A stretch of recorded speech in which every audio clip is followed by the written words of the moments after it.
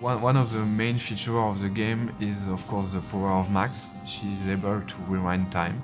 We knew we wanted to do something with the rewind mechanic that we had explored in Remember Me, and we started thinking of what can it mean in another context, and we started to bounce ideas around. Very soon, this idea of choice and consequence and being able to rewind them came about. You know, what does choice mean when you're able to rewind through them?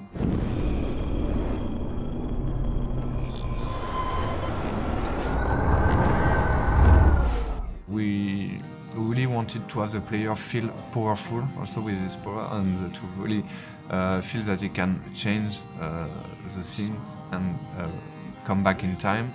The game could exist without the rewind. It could be an classic adventure game, really interesting, I think, but this new layer allows the player to have a different experience, be able to see the direct consequence of a different choice. You could be happy with the outcome of the first episode, how it ends, and regret maybe later your choices and wish you have do something different. The player will want to have several walkthroughs to make sure they see all the outcomes. When you're dealing with some time travel, you need to define clear rules in order to be sure that it's working within the frame of your story of your game. And also we needed to create those rules to have some really fun uses with puzzles and mechanism for the player. Chloe, you're stalling. I'm changing! Give me a minute! Just don't let me in, now. Please. 1 second! I'm changing! Give me a minute! Please. 1 second! My bra is stuck. I'm not screwing around, soldier. Chloe, open this door. So the idea is when Max is rewinding, she's keeping every knowledge she has. A bit like in the movie Groundhog Day, when I just spoke to you, I rewind, I remember everything you told me, and I can use it again when talking to you. Max is also keeping everything in her inventory. Like if she puts an item in her bag, she's keeping it with it. So I can grab something, go back with it, just rewind, and I still have the item even if I rewind it back in time. Those kind of rules, we use it a lot for puzzles and also to tell something about also the characters. Even in a dialogue puzzles, you will have some information, but those information will be related to the character. And we've made a lot of tests about the rewind and should Max keep those information, should Max keep those items, should Max be rewinded herself by when she rewind. We have made a lot of tests about this and we finalize those rules. It allows us to have very interesting puzzles and very also funny situations in the game with those rules.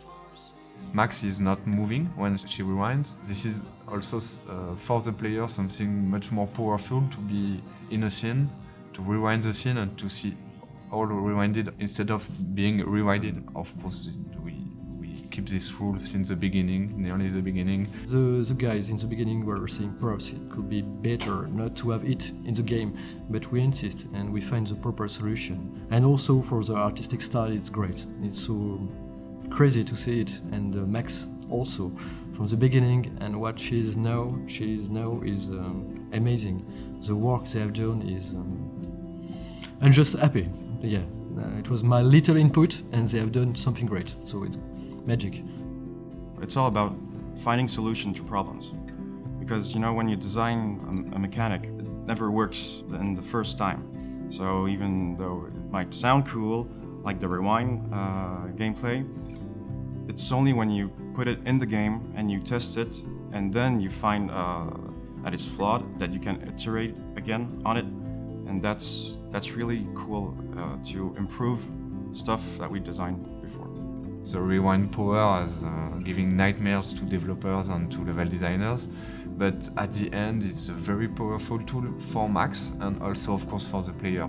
I remember a lot of design discussions the guys had, very complex discussions about the impact of the rewind, what you can do, what you cannot do, how the player will understand the rewind, and yeah, it's a challenge because as this is something that doesn't exist, it's science fiction, you have to make it consistent. At first, when I started production, the scope of the game was pretty small, and we were like only 2 or 3 designers on the team, and by the time, when time passed on, we were like 10 designers, and we cranked really the quality of the game. For the player, using this power is really something unique, because you can rewind all a scene, so all the animation of a scene, all the particles, all the FX of a scene, all the sound of the scene. Can you give me an example of a photographer I cannot who believe perfectly this. captured the human condition in black and white? Okay, if I'm crazy, Anybody? I might as well go all the way. Bueller? Can I actually reverse time?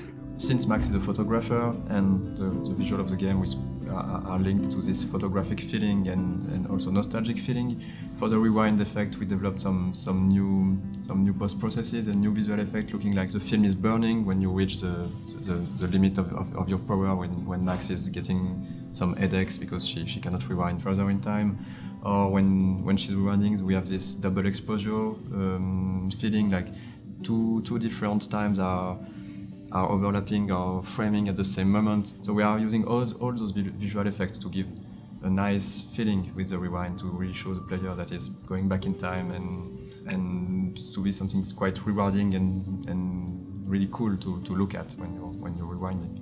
The camera burn effect is present, and there is an overlay of light leaks, like in a broken camera, and it presents a twirl effect. As if the celluloid, the film, is twisted away before burning. We add on top of that a layer of burning, and this is achieved by using screen space particles that overlaps. During this effect, Max is rendered as a blurred ghost, and the blurred effect is composited on top of the scene, but slightly offset, like it was a composition of photography. What we want to achieve is to see a reminiscence of Max. It's not the actual Max, but to overprint a ghost of what she has done previously. It's still a story of a character with a rewind power, so there is this story arc that is quite sci-fi, but there is also all those elements of real life that we wanted to deal with, and that's why the game is called Life is Strange. It's also something that's really important for us to talk about those real characters and real issues with that some of our players might have experienced themselves already. Seeing people play the game will be the best reward. We've made some playtests, we've seen people giving us their feedbacks, and as soon as you see someone doing a specific thing that's a part of the gameplay that's not mandatory, you see people explore, people enjoying small stuff, smiling, having fun. It's the best feeling you can have. Life is not always so easy. Life is strange, and so you have to grow. And I think the game will help people grow, and I think it will help also video game to grow in a way. It's perhaps pretentious, but we want to bring the independent video game to our industry, and I think there is a huge place for it, and I think it will be very successful. Thanks to Square Enix, who were the first to believe in the project.